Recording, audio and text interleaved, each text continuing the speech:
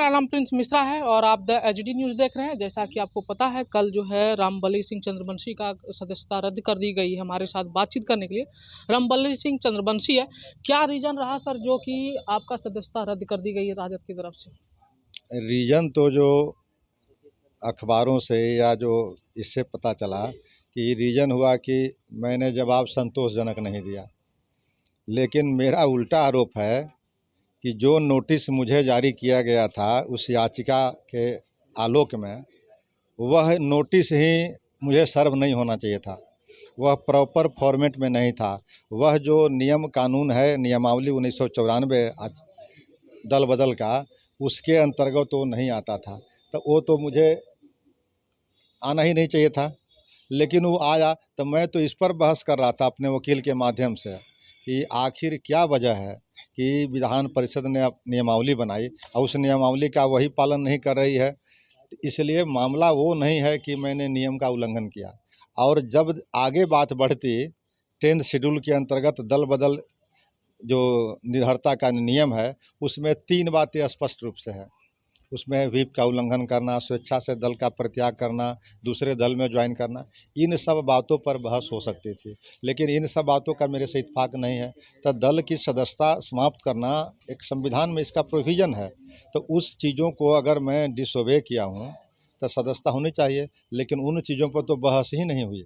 इसीलिए मैं कहा कि ये प्रजातंत्र का और नियम की गला घोटी गई है और इसके आलोक में मैं उच्च न्यायालय का दरवाज़ा खटखटाऊंगा और मुझे उम्मीद है कि वहाँ से न्याय आपके मिलेगा। विरुद्ध जो है विधान परिषद के सचेतक सुनील कुमार सिंह ने आपके विरुद्ध जो है याचिका दायर की थी, उसको लेकर के आप क्या सोचते हैं?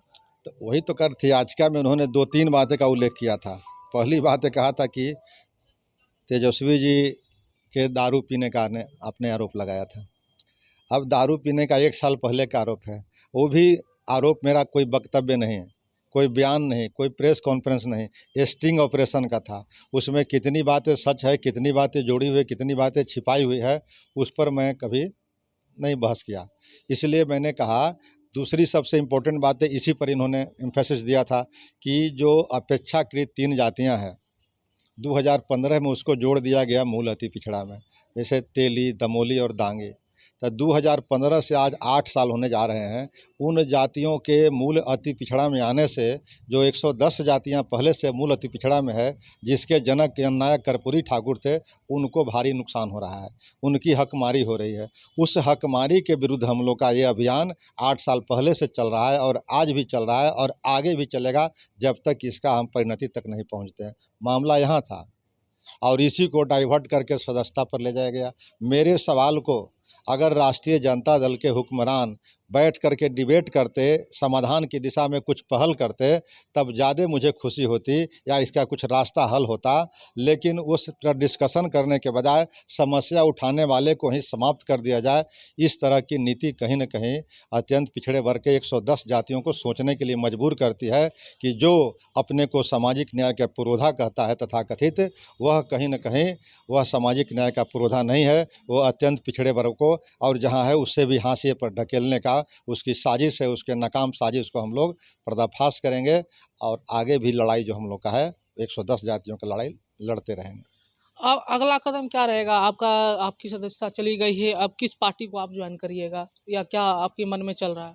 देखिए, पार्टी ज्वाइन करनी तो मेरी प्राथमिकता नहीं है। मैं तो कुछ काम के लिए ये सब नहीं कर रहा हूँ। मैं तो कह रहा हूँ, बार बार आपको कहा कि 110 जातियों के साथ जो अन्याय हुआ है उसको लेकर के मैं आंदोलित हूँ। तब मुझे पार्टी में जाना, मुझे एमपी बनना, मंत्री बनना, ये सब मेरे एजेंडा में नहीं है।